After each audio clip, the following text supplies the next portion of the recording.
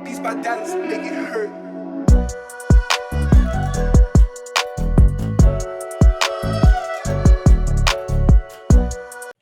Welcome back to the Deep Cover Podcast. I'm your host, Kerry Stevenson, at Kerry1313 on Twitter. Like I always do, shout out to my co-host Mike Crawford, Chris Aguilera. Bringing you another Tears episode. Get you ready. I know everybody's drafting around this time in August, so I'm here to try to get you right. This time we're going to do the quarterbacks. One thing I'll kind of preface and say going into this, uh, my rankings may look a little different than what you're used to seeing, from other sites and, people that provide content. The two driving factors with me with that is one, just my interpretation of how these quarterback battles are kind of going to play out, and then secondly, the upside that these players will carry over the entire season. Not just focusing on the start. We want to have teams that have upward trajectory at every position if we can help it, but especially a quarterback, because quarterback is a position that you can stream, and you can be successful streaming. You can put together a team and stream at quarterback, and if you push the right buttons, hit the right guys at the right times, you can put together teams that do very well, that could possibly even win championships streaming at the quarterback position. Something been able to do in the past. When I'm factoring that in, that's kind of in my back pocket. If all else fails, I can stream. So that makes me probably a little bit more willing to take chances at the quarterback position. So I'm really upside hunting when I'm looking at quarterbacks, as I'm preparing for drafts. I just thought that was interesting to, not interesting, but important to kind of note. If you decide to use these tiers to draft, just always keep in mind that you want to focus on value. My QB 15 may be somebody else's QB 22, or it may be a QB 22 on the site that you're drafting on. So study those ADPs and make sure that when you make a selection, it's kind of lining up with what you want to do with your roster. But also, you don't want to take guys 4 rounds too early just because you want the guy. Try to find a nice median outcome for that, and make sure you get your guys, but just try to get them at value, and make sure you're swooping up. Um, you know, a running back here or a wide receiver there, that offer some value. So when you take that quarterback, the value of that pick is a little bit stronger. So let's jump right into it. We're gonna jump right in with the first tier, and for me, that is the elite QB ones. These are guys that have cemented themselves as players that give you a decided advantage at the position each week. Let's go ahead and name this tier right off the bat. So this is going to be elite QB ones. All right. So, I don't throw that term out loosely. Elite is what it is. Elite is, the cream of the crop at the position. And, when you're looking at that, you think obviously of Patrick Mahomes. He's a guy that's going to be making perennial appearances in this tier for, the foreseeable future. Um, when you're facing the offense led by him, they're an offense that challenge every blade of the grass, on a down to down basis. Down and distance really means nothing to them when you have a quarterback with the intangibles that he has. His aggressive nature, some of the things he can do, and some of the weapons they have. Um, you know, they they don't care what the down and distance is. They can make it happen. So um, just you can't really miss with Mahomes. One thing I want to note with them is in the offseason they retooled their offensive line, and the style of players they added along the offensive line. is very interesting. A lot of real physical guys that would more fit like a gap scheme, with Orlando Brown Jr. and Trey Smith was a guard they added in the draft. They gave Joe Tooney the highest um, contract of any guard in the league, I believe, actually. And then they added a center. His name escapes me, but he's a guy that's a real phone booth guy. So it makes me think they want to run it a little bit more, which obviously would affect Mahomes' ceiling. But when you look at their schedule, they face six top nine QBs that um, rank highly. I'm sorry, ranked top six. I just said it. In estimated points added per play per sharp football, and that's the most in the league. So I know they want to run the ball more, but they're going to have a lot of primetime games. They're going to be facing some good quarterbacks. So we could be in store for some shootouts there, which would obviously help if you plan on taking Mahomes high. So he's one of those elite options. Lamar Jackson is another one of those elite options. Massive pass catcher upgrades. I've said this, on a few occasions um, with the content that we've been putting out. An offensive line that should stabilize once they kind of get all of their guys back together. We know the dynamic that Lamar brings in the running game. The Ravens faced the fourth fewest snaps of man coverage last season, and he still ran for 1,000 yards. So, I mean, a guy that is just the centerpiece of this rushing offense, and that production in the run game is a given. And for those that didn't kind of catch the significance of that, um, you want when you have a running quarterback, you want him to face man coverage defense. That means that defenders are going to be looking at the guys they're manned up against, and not necessarily looking at the quarterback. When you're facing like a zone defense, then you got eyes, too many eyes at the quarterback and guys defending areas instead of defending um, specific offensive players. So you want a running quarterback to be facing man defense where guys are, preoccupied with their assignments and coverage, and not so much with him, giving him more opportunity to make plays. So for them to face the four fewer snaps of man coverage in the NFL and him still run for 1,000 yards lets what kind of beast we're dealing with that, and in that regard. So that rushing upside is there, and it's pretty solidified. Um, there's a pathway to him to approach his MVP numbers if the efficiency increases, and I think that will do so as the offensive line kind of stabilizes. And then again, like I said, the massive upgrades to his pass catching core. And so um, you factor those things in, you may be adding a tad more volume.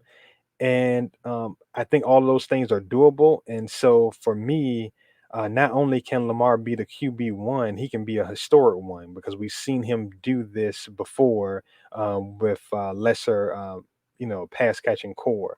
So a guy I'm really excited about coming into this year is Lamar Jackson.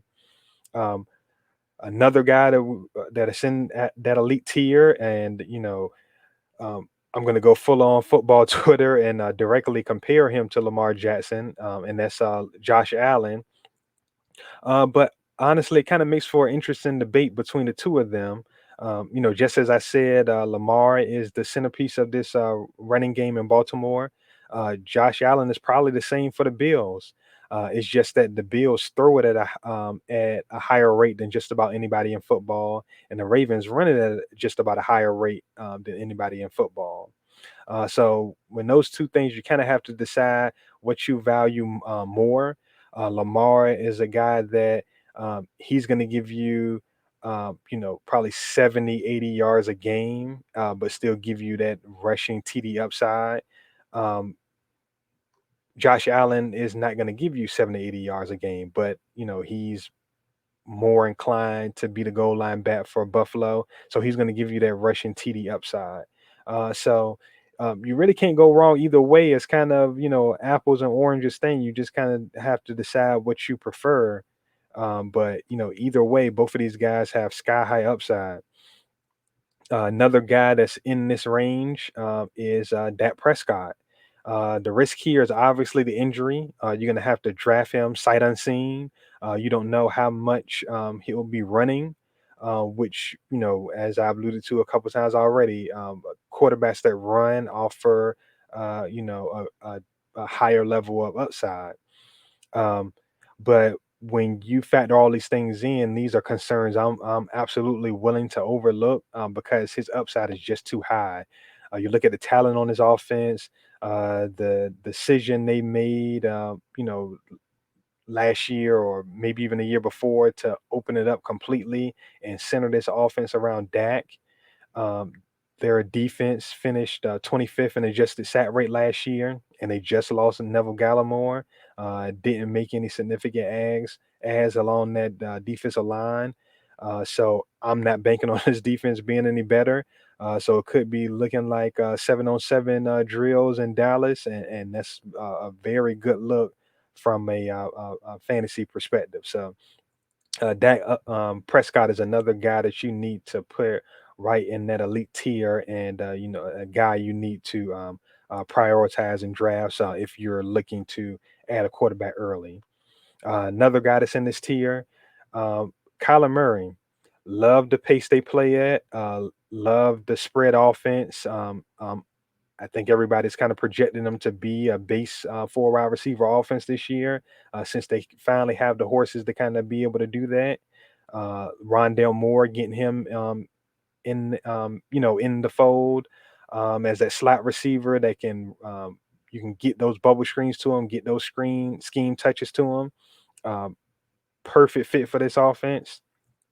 And Kyler can just be that point guard, man. Just go out there and distribute the ball horizontally to these guys and make plays. But he has a guy like DeAndre Hopkins, um, to a much lesser extent, but a guy I still think can do some things. AJ Green, they'll probably utilize him on the outside, but I think he'd be an interesting big slot for them. But I would imagine it's probably going to be Christian Kirk playing that slot role opposite Rondell Moore. Um, but yeah, just a lot of interesting weapons at his disposal. And he's a guy that I really, really, really like this year. Looking at his playoff schedule, he's at Detroit, home versus Indy, and then at Dallas. That at Dallas falls on the fantasy championship. And that makes me feel some things like that that matchup to end it off. I mean, I'm already ready to start putting in my DFS lineups for that. I'm definitely stacking that game up heavy. But to be able to have that kind of upside in the championship is an interesting added boost to him. So at the end of this, Kyler Murray being a clear quarterback one would not surprise me at all. He's a guy that I have a kind of fear of missing out on. The upside is just through the roof. So that kind of ends it here as far as the guys that really meet that elite category. So we're gonna go ahead and start throwing these guys in order. So for me, I'm gonna go with Lamar Jackson as the QB1. We just saw him have a historic season the year before last, and now he's got an offensive line that should stabilize. And again, you cannot stress just how much better his weapons are at the receiver position. And then you have something I didn't mention when he did it last. He had Mark Ingram as his lead back, which Mark Ingram is steady, respected player, very good player, very well-rounded player. But now he has a home run threat in J.K. Dobbins in that backfield, and so that just adds an extra element to this offense. So um, love Lamar Jackson this year. Number two, I'm going to go Josh Allen. Um, Again, Buffalo. is, centering this offense around him. They are not planning on trying to run the ball anymore. So that speaks to Josh Allen's ability to be able to run this thing back. High volume offense, have the weapons. He's going to be a threat in the red zone to score with his legs. So love him. Third, I'm going to go Patrick Mahomes. I mean, what else can you say about Patrick Mahomes? The guy is just electric every time he gets on the field. Um, I wouldn't call it a concern, but I do think they're going to try to run the ball more, and so that may kind of infringe on his top ceiling upside. But he's still going to be one of the top scoring quarterbacks, and you really can't go wrong with picking him. But he's a guy that's not going to um, give you the ground, the production on the ground like a Lamar Jackson might. Fourth, I'm gonna go Kyla Murray, and Kyla Murray is a guy, like I said, man, I'm tempted to put him even ahead of Mahomes. So, I'm tempted to maybe put him ahead of Josh Allen. Like, ultimately, this is kind of you can kind of mix and match here with these guys, but uh, Kyler Murray is a guy that his upside is just through the roof when you think about all that Arizona uh, does and how they center their attack around him. So a guy that I'm very much interested in. So that is going to close out that elite tier. Shift this up. And so now we're going to go to tier two. And tier two for me is the high end quarterback one. So these guys don't really reach that elite status, but they are guys that if you miss out on one of those elite guys and you want to, you want to secure a high end option, these are the guys that you're going to be looking at. So let's go ahead and name this high end QB ones. Right. And so let's get into who these guys might be. Obviously, one would be Aaron Rodgers. They worked out whatever they needed to work out in Green Bay, so he's back in the fold for at least this year. Aaron Rodgers was insanely efficient last year. They have continuity as far as the personnel and from a coaching standpoint. They've brought Randall Cobb back. Randall Cobb isn't the player he was when he left Green Bay, but he's still a solid player. I like Amari Rogers. I like him enough that me personally, I would have rolled with him in that slot role. But obviously, if Aaron Rodgers is kind of pulling rank and saying, "Hey, go get my guy," then you go get his guy.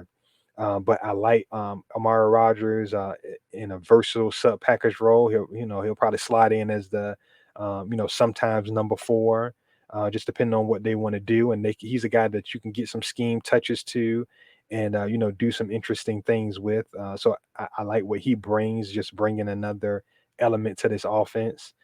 So a lot to like here with Rogers.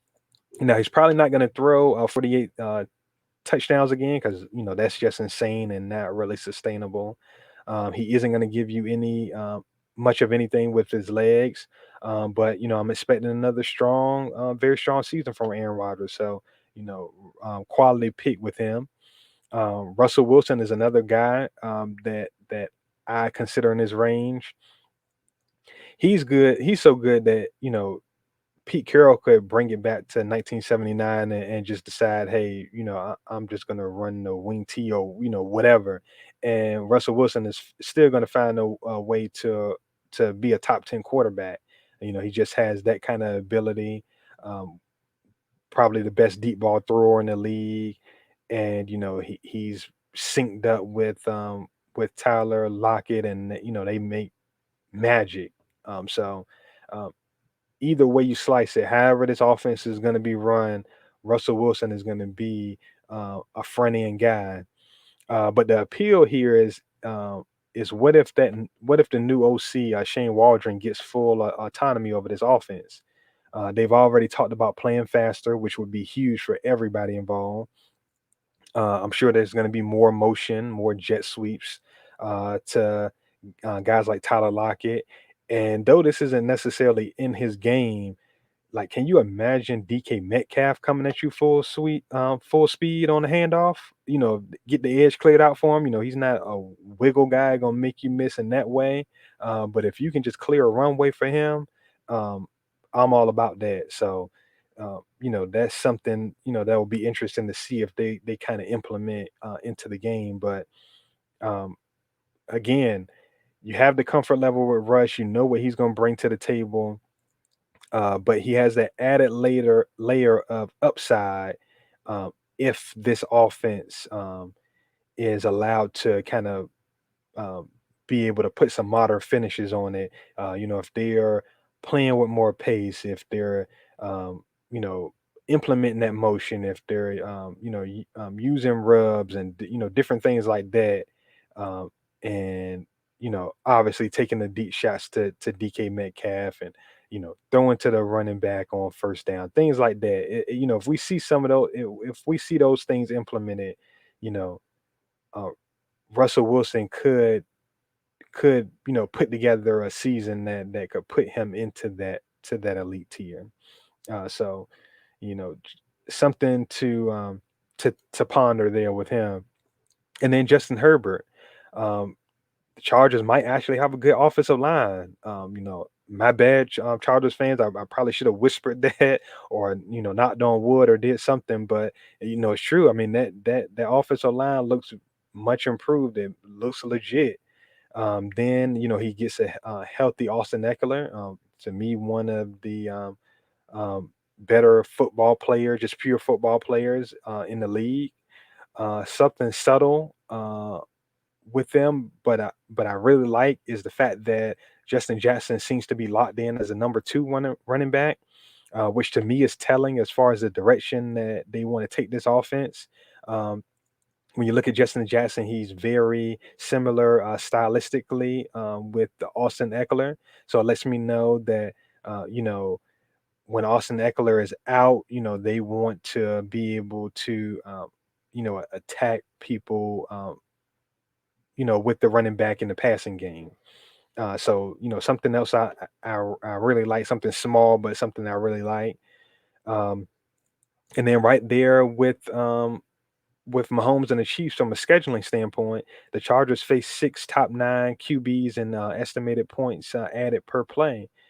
So that's an added a boost there that you could possibly see some shootouts there with the Chargers. So that's it for that tier. That's a small tier, but those are the rest of the guys that I think that you can legitimately put on that high end. Uh, so let's go ahead and get these guys, plugged in as far as how they rank. I'm gonna go Russell Wilson first. Again, he gives you that floor, but also if Shane Waldron comes in and has full autonomy and he's able to do some of the things I think that they will do, then Russell Wilson is good to go. Then I'm gonna go Justin Herbert. Um, Hearing a lot of good things from the Chargers as far as wanting to run this offense through him. And then he has, he's not a burner by any means, but he has some rushing upside that Aaron Rodgers doesn't have.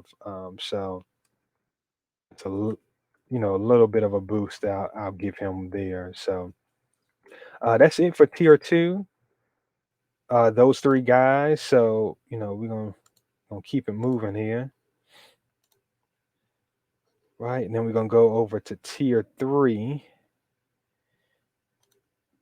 Right. And tier three for me, we'll go ahead and name this real quick. To me, this is just the rest of the QB1. So the rest of, well, I should say, rest of current QB1s.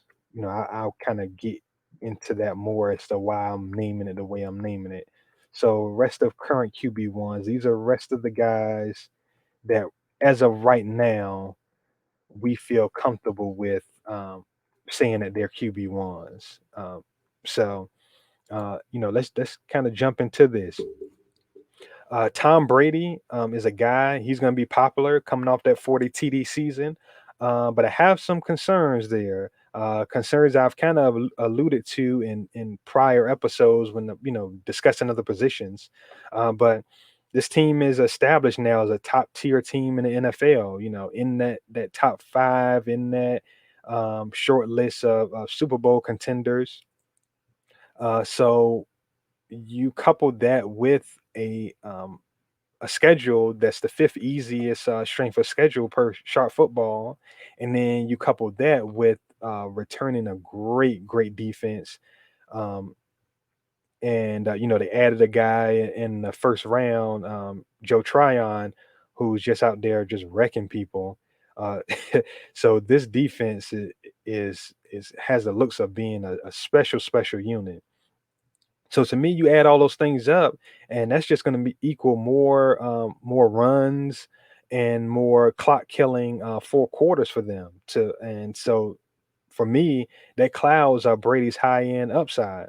He's probably going to be a guy that if he's in a game where they're just playing somebody that's absolutely mismatched, as far as the matchup goes, he's gonna have to get it done in three quarters. Which I mean, still could very well do. I mean, I think he's gonna be very good in fantasy. I think he's gonna give you strong weeks. But I think people are kind of drafting him more at his ceiling. Um, and I question the ceiling. So that's just some concern I have there. I have no knock if you draft Brady, if you're high on Brady, that's cool. But he's probably a guy that I personally won't be looking at as much.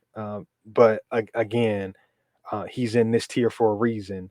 You cannot go wrong with having him as your quarterback. Another guy that's in his range, Matt Stafford. Yeah, he's interesting to me. Like Brady, he's not going to give you much with his legs, but there's a couple elements here at play that may give him a little more upside. First, the Rams lost Cam Akers, and so that takes him away from being able to kind of hammer away at the goal line. Another guy they trusted at the goal line last year, Malcolm Brown. He's down in Miami now. Kind of messing up some things for me down there in Miami. We'll talk about that, another time. Um, so you got two goal line threats that are off this roster now. Daryl Henderson, is super talented, but he's a guy that they've actively talked about wanting to kind of manage his snaps and manage his workload. And we don't know how they feel about him as a goal line guy. So I don't think it's a foregone conclusion that we think that he just walks into this role. And so down there in the red zone, you may see the Rams, maybe go to some routes to Robert Woods or something to Cooper Cup. You may see some of those things inside the five more often. And I know the Rams like to run it when they're down close, but like I said, their goal line guys are off this roster right now. So, you know, that could be a interesting thing that could boost the upside of Stafford. Another thing is the defense. They lost their stud defensive coordinator, Brandon Staley. He was outstanding for them last year. And then they lost a couple really good guys in the secondary. John Johnson, who's a terrific um, safety, and then Troy Hill, a inside outside corner, who played very well and had a couple defensive touchdowns for them last year. So you take those guys out of the defense, a defense I still think is going to be very good, but I can't, lock them into being a top five unit. Staley was just that good last year. He pressed all the right buttons, and I'm not going to assume that the next guy is going to do the same. And like I said, they lost a couple really good pieces in the secondary. So that could lead to maybe some more shootout potential, and another thing that could boost Stafford's upside. So a couple swing factors at play with Stafford that'll be interesting to watch early in the season. Another guy in this range, Ryan Tannehill. So admittedly, I'm going to talk out of both sides of my mouth as it pertains to Tannehill. You look at the Titans; they have the weakest opposing quarterback schedule in the NFL this year, and then the obvious thing, they have that absolute cyborg in the backfield in Derrick Henry. So you couple those two things together, and that could lead to a lot of clock killing opportunities there, and not the volume we want to see in the passing game if we're drafting Ryan Tannehill. Uh, but then you look at it on the opposite end. They added Julio Jones, and Julio Jones is still that guy. Like, he's still an enormous threat when he's out there on the field. You look at their defense, and their defense could be very, very bad. I mean, it could be ugly for them. Then, if we're assuming that things stay kind of status quo, as far as how they structure things offensively, we're expecting a lot of play action. And so you look at a team, a play action team with Derrick Henry in the backfield, who you have to respect to the utmost level. And you look at AJ Brown and Julio Jones, and you think about how beneficial it is to run play action, even if you don't have a good running back. Teams should be running play action. So you got play action with the level of receivers they have. That spells good things, man, every day, all day. So you put those things into motion, and you put in that Tannehill has been, very efficient.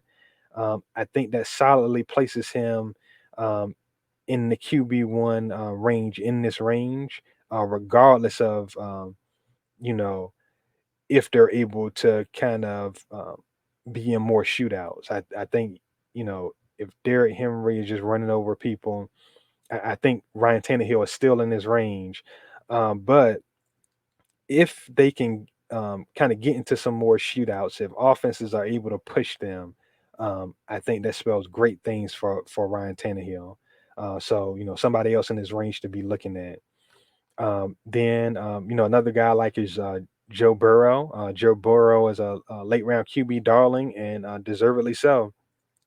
He has the weapons, he has the pace, he should have the volume, um, and all those things I think should be um, kind of put into a bucket that spells good things for him, as far as his ability to put together a strong fantasy season.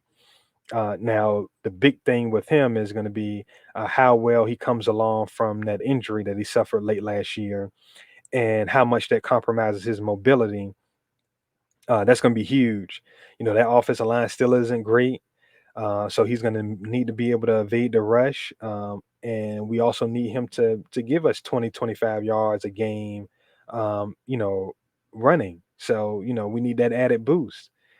So, watching them early in the season is going to be interesting. But don't panic.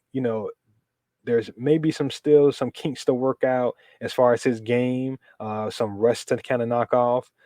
So if he's slow to start, don't panic. There could be, like I said, some rust to knock off there. Just stay the course there for a little while. Again, the pace, the weapons, there's too much there at play to light to bail on him, too early. So another guy I like in this range, Jalen Hurts. Jalen Hurts is super intriguing.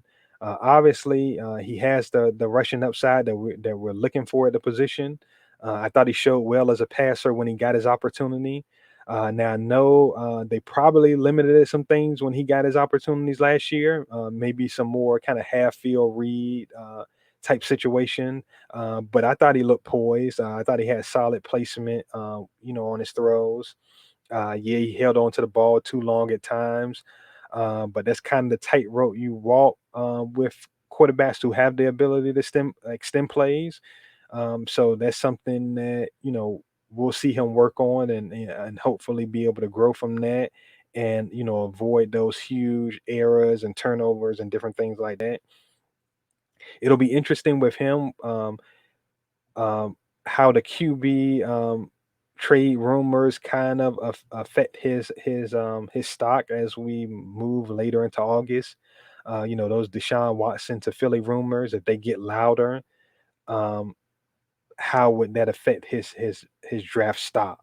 I'm a guy that if I'm looking at it, I'm hoping that it affects his stock, and I hope that pushes him down to a range where if we draft him and they do turn around and trade for Watson, we don't feel as bad about just cutting him. Or if he's a part of the trade going back to Houston, maybe we wait that situation out and see what happens. But for a guy with his level of upside, he easily has top 6, 7, 8, QB upside. So if you can get a guy like that, maybe in the high double digit rounds, if people get scared off with this Deshaun Watson, the Philly thing, I think you take your chances. I would take him, in that 10th round. And, if they make that trade and he's not a part of the trade, so all of a sudden now he's the backup in Philly, then, I took my chance. Hey, it is what it is. Cut him, and you move on to the next. Again, like I said, you always have streaming in your back pocket. Maybe you drafted another quarterback you like. That maybe doesn't have the upside of him, but he's a guy that you feel like uh, can get you by, then you can do that. So that is always an option. So that's it of guys that's in this tier. So let me go ahead and plug these guys in the order that I see fit. First, I'm going to go with Jalen Hurts again. I just like upside at a position. If you're going to draft, go big with it. Find a guy that offers that level of upside that um, you know puts you in a range where you can contend with the team that has drafted one of the elite guys. So light hurts there. Um, Next here, I'm going to put Ryan Tannehill. Um, he's just super interesting to me, and Ryan Tannehill offers rushing upside. But the thing with him is, if that defense, you know, is as bad as it possibly can be, and they get into shootouts with the weapons he has on the outside, it could get real interesting. And more dropbacks equals more scramble opportunities. So he can give you even more rushing than he's giving you previously. So something to look at there with him. So Ryan Tannehill, I'm going to place there. I'm going to go Tom Brady next. No, no, actually, you know what? I'm gonna go Matt Stafford next. Some of the things I kind of laid out uh, leads me to put Stafford over Brady. That may be a little bit on the risky side, but I think it's close enough that I like Stafford's upside a little bit better. So we're gonna call an audible there and go Stafford over Brady. I'm gonna go Brady next, and then to close out this tier, I'm gonna go Joe Burrow. Again, Joe Burrow, he's a guy that um, should offer you some strong upside there in Cincy. So that's the end of that. The rest of the current QB ones. So we're gonna move on to the next tier. This tier gonna be a little bit of a smaller specialized tier, and I'm gonna get interesting with the naming of it. So I'm gonna call this tier eventual. Oh, putting in the wrong spot. I'll call this tier eventual QB ones. So these are guys that um, I think will be QB ones by the end of the season, but you may just have to wait a little while on them. So a little small specialized tier here. And this is of the rookie signal callers. Trevor Lawrence of these three has the most certainty of starting week one. Well, I mean, he should have the most certainty of starting week one. If Urban Meyer stops playing in our face, he's talking about, it's a quarterback battle between, Trevor Lawrence and Gardner Minshew. I expect Trevor Lawrence to be the guy week one. But Urban Meyer wants to, do the, old school football challenge everywhere on a roster kind of thing. So something to keep in mind. But I don't think it's going to end up being much of anything with that. All these guys, all three of these rookie signal callers have varying degrees of rushing upside. And in the case of Trey Lance and Justin Fields, the upside of these guys from a rushing standpoint could vault these guys into that top eight conversation by the end of the year. If they put together enough starts, the level of athleticism that these guys bring to the position um, could push them over a lot of these pocket passers. Uh, like I said again, you can string this position and get by just fine. But if you want upside, if you're going to identify guys that you want to bank on to give you the upside to put you over the top, uh, these are prime examples of guys that you should be looking at.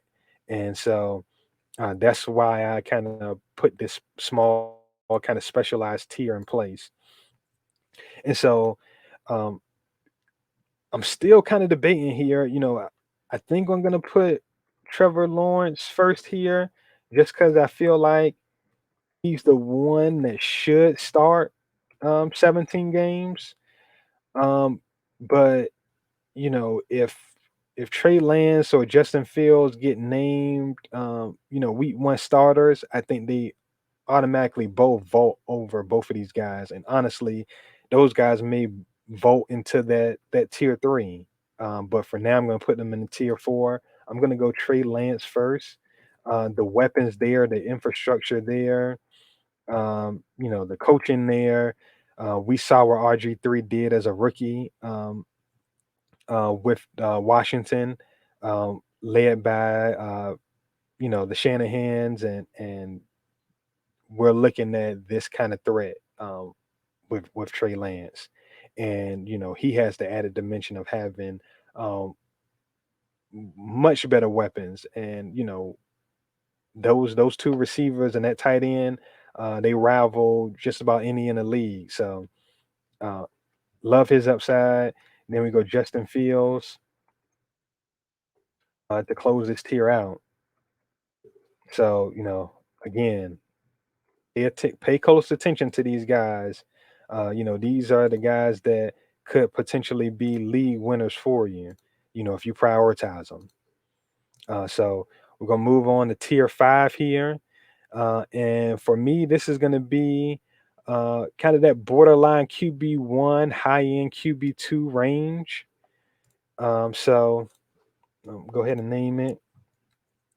So we're gonna say borderline QB1 slash high end QB2. Right. Spread that out a little bit. All right. So yeah, few guys in this range that interest me. Not gonna hit on everybody in this range. There's a few guys I like more than others.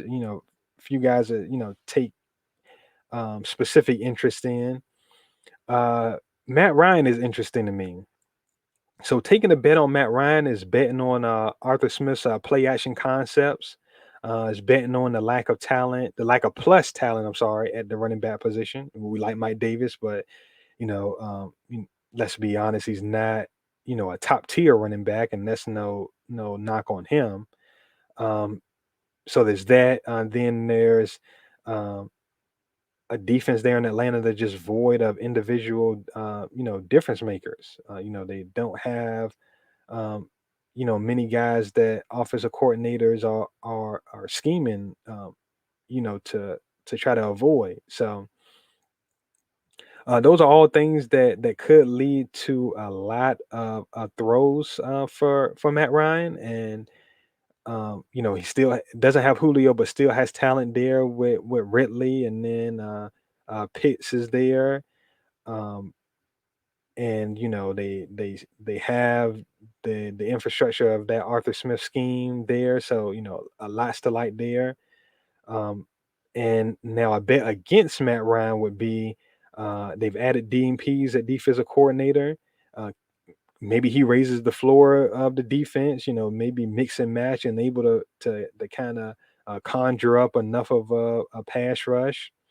Then Arthur Smith, maybe the run game isn't just Derrick Henry. Maybe um, his coaching um, is something that allows them to craft a consistent enough run game um, to have a balance there. So um, that just makes Matt Ryan super interesting to me. I'm still trying to figure out which side of the coin I fall on with this, but I think either way, even if they are able to field a better defense than we think, and they are able to run the ball pretty well, I think Matt Ryan will be a useful player. Another guy I like is Tua. Tua is a guy that has the upside. I'm kind of tempted to move him up, honestly. He's got the ability with his legs. He's not on Lamar and Kyler levels, but he's going to give you some rushing production. And then you look at the Dolphins' backfield. It's starting to kind of give you some committee vibes, and they have an offensive line that I think is probably going to struggle to impose themselves on the running. I'm sorry, impose themselves um, as a running team. So we might be seeing more of this offense run through Tua. Having him, his legs, be an extension of what they want to do. And he's looked, really good in training camp and in preseason. So Tua's a guy with some upside that I'm going to be looking closely at. Another guy is Taysom Hill. So you look at the Saints; they didn't add any pass catchers of note in the offseason. Michael Thomas left them on red for 3 months, and now he's out. So their best chance at winning this year looks like it needs to be centered around the run game. And so having that mobile quarterback, the kind of whole edge defenders, has proven to enhance running games. And so they got Taysom Hill right there. Ready to give you that rushing production. He isn't a great thrower of the ball, but we've seen him have the ability to put together good fantasy games and be able to do enough in the passing game, make enough throws uh, to have production. So another guy I'll be watching very closely to see how that thing shakes out in New Orleans. Another guy is Cam Newton. There's concerns about how long he'll hold on to the job in New England, but those concerns have kind of like clouded the fact that he's free in drafts. I mean, you can get him super late, and his upside far superior to that. Um, I don't know if it's fair to judge anything that went on with that Patriots offense, given how void of talent they were last year. But they made some good additions to the pass catching core. They have one of the better offensive lines in football. So I think things are looking up for Cam Newton. Like you should be drafting him late. If he loses his job, then you just cut him and move on. But um, you know, if he holds on to the job, he has upside. So he's a guy that I think should be on a lot of rosters. So those are the guys I found interesting in that tier. But I'm gonna go ahead and plug these guys in. I'm gonna go Baker Mayfield first. Uh, love that offensive infrastructure there. Expect them to be super efficient. They may even throw it a little bit more, but I think the upside of him, may be a little lacking. But I think he's a guy that you can pinpoint as a later round guy that can get you by. I mean, he can do more than get you by, but I'm kind of fishing a little bit more for upside there. I'm gonna go Matt Ryan next. I kind of want to put him um, over Baker Mayfield just because I think there's a chance that they are extremely pass heavy, um, and that could kind of change Matt Ryan's ceiling. So you know what? As a matter of fact, I'm gonna go ahead and do that. First let me go ahead and I'm gonna copy and paste because I'm not gonna butcher this guy's name, and I'm not gonna have the internet laughing at me trying to spell this guy's name. So um, we'll see when it loads up. Yeah, that. I think I'm pretty sure I can spell it, but just in case I can't, we're gonna play it safe. So go ahead and did I do that right? User error there. Let's see.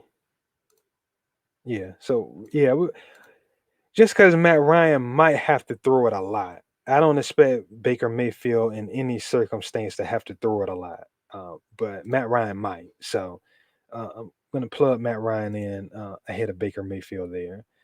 Let's see who else I like in this tier. Um, Next, I'm going to go Ryan Fitzpatrick.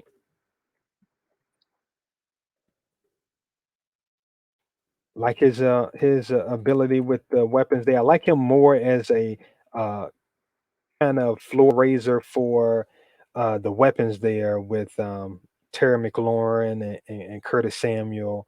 Logan Thomas at tight end. Um, the defense there is really good. Makes you wonder. Um, I guess it kind of depends on how fast Washington wants to play. That could be a swing factor there. But I think Ryan Fitzpatrick is going to be, very, very quality quarterback again. In this range, these are guys that you can take late and feel very good and very comfortable with them. They may lack that high end upside though. So that's another guy I like there. I'm gonna plug in uh Taysom Hill next. Talked about him. I'm gonna go Cam Newton next. Talked about him. Maybe I spell his name right. Cam Newton, talked about him. Next guy I struggled with where to put. I'm just gonna place him at the end of this tier. Again, I can't act like he's not a quarterback in the NFL, so I'm doing this. I have to kind of plug him in. Not really somebody I want to necessarily talk about with what's kind of transpiring with him. But again, I can't pretend he's not a quarterback. And so I'm gonna go Deshaun Watson, gonna place him here. I honestly don't think, if I had to guess, I don't think he's gonna play this year. But I mean, it's possible that he gets a suspension and gets traded, shortly thereafter. Once that's clear. So he's somebody that obviously is one of the elite talents at the position. So we're gonna place him there at the end of that tier. But obviously, if we find out he's gonna play, then he moves up this list. He's somewhere in this range. Probably in this tier two. Honestly, I mean it with his level of talent. Let's say he gets traded to Philly. Um, it's wheels up for him. So something to keep in mind. Again, um, he's not a guy I really want to talk about with what is has kind of transpired with him, and it's something that nobody should be glossing over. That's the disturbing amount of women that have come forward, um, and put these allegations out there towards him. So do with that what you want, but I've already talked about him too much, honestly. So we'll keep it moving. So that's really the end of that tier. Um, And so now we're gonna go on to tier six, and that's gonna be QB twos. These guys are gonna be just clear kind of. I can spell it right. Tier six. That's gonna be QB twos. So these guys don't really interest me much. So, I'm not really going to go into, any of these guys with any kind of detail. Honestly, in this range, these are guys I kind of don't want to really roster. Um, I think you could do better once you get to this spot in the draft by stashing a running back or maybe a rookie wide receiver with upside. Um, But, these are guys that, could possibly help you in a pinch if things don't go right. If face an injury or two at the position, these are guys that, may be able to help you. So I'm gonna just go ahead and kind of plug them in. I'm gonna go Carson Wentz first here. Not much is being made about the fact that he could possibly suit up week one. So keep that in mind. Daniel Jones. He's kind of a mess as a player at times, but he has um, on a play to play basis, he has the ability to make big plays downfield and make plays with his legs. So, that's something you always want to kind of factor in and just think about. So he's not a guy I want to completely scratch off, but not a guy I'm prioritizing really. Um, Next on his list, Sam Darnold. A lot of weapons there. Love the offensive infrastructure they have there. So he's an interesting guy to kind of watch early on.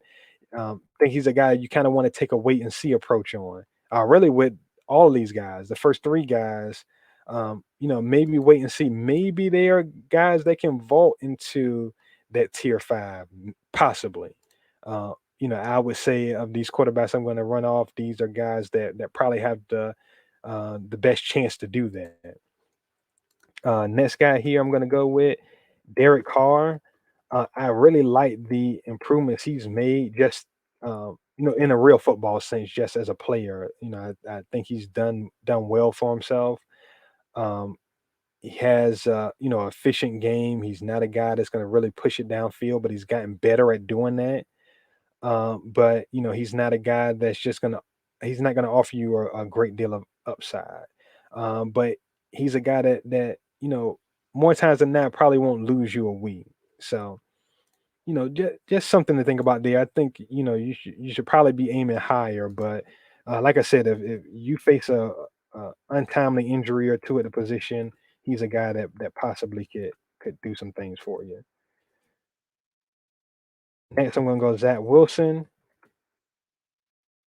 Interesting player. I think he's a guy that falls into a good scheme. Has a few weapons there. I think that Jets offense as a whole is trending up. They should offer you a lot more production at pretty much every spot compared to last year. So again, he's a guy that can extend some plays, make some plays down the field. Interesting guy. Wait and see approach kind of guy. Um, so another guy. Just to keep an eye on. Um, and then last guy in this T, I'm going to go Big Ben. Big Ben might be done, but he might not. Um, so just something to keep an eye on. He's not offering you any rushing upside. Um, Najee Harris kind of kills his potential upside to have volume because I think the Steelers ownership down kind of mandated that they need to run the football better, and they made it very clear with uh, kind of telling the whole world they were going to draft Najee Harris before they drafted Najee Harris. So I think it's going to be clear that at the very least they're going to try to be balanced. So it's not like Ben Roethlisberger is going to be able to give you that volume, giving you a bunch of attempts each week to kind of make up for the fact that he's not gonna, do anything with his legs. But he's in this vein where you could get by with them.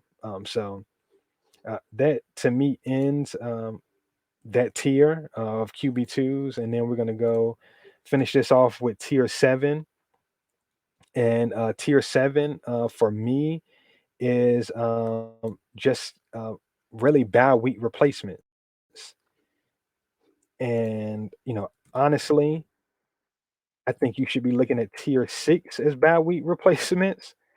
I don't think you should be digging this deep um, for your quarterbacks, but things happen. Sometimes you might get into a pinch, and sometimes you gotta do what you gotta do for a week. So guys, I'm gonna put in here Garrett Golf.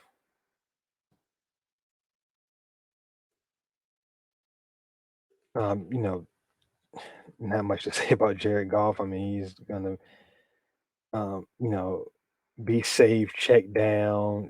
That pass catching core they have is probably among the worst in football. But they could be bad. They could be a very bad team and could be playing from behind. And maybe Jared Goff can get you some garbage time production. Mac Jones, if he wins that job, he kind of boosts up um, and can do some things in a much improved Patriots offense from a talent perspective. Teddy Bridgewater um, kind of looks like the favorite to win that job. And if he does, it could spell some good things for Jerry Judy and Noah Fant. The upside is obviously capped there, but maybe he can give you a couple weeks here and there. Uh, Rest of these guys, Andy Dalton, uh, same thing, but he's a guy. I mean, if we want to expect rational coaching, rational decision makers, he's a guy that should be losing his job early on, if not week one. But if he doesn't, maybe he can give you a thing or two, a week or two. Jimmy G, same kind of deal. Who else we're looking at on this list? Tyrod Taylor should probably be the guy. In Houston, warm body kind of situation. Tyrod Taylor isn't going to lose you any games or do anything crazy, but um, I struggle with his upside. But at the same time, Houston should be playing from behind a lot. Tyrod Taylor does have rushing ability. Maybe he can steal you a week or two and DFS or on a bad week or some situation like that. Drew Lock, he could very well be the starting quarterback for Denver. And he has that kind of feast or famine style. Could have some big weeks. Davis Mills, rookie quarterback in Houston. I think at some point, he's going to get his opportunity to start, and we just have to kind of see what happens there with that. So another guy to kind of look at. Um, so we're gonna close it out there. Hopefully you guys enjoyed this. Hopefully it helps you kind of put some things in perspective as far as the quarterback position. Again, appreciate the support. Thank you guys. I can't thank you enough for the words of encouragement and the listens. Just make sure you like and subscribe. Check us out on all digital streaming platforms. And I'll be coming back soon with the tight end tiers. So until then, peace.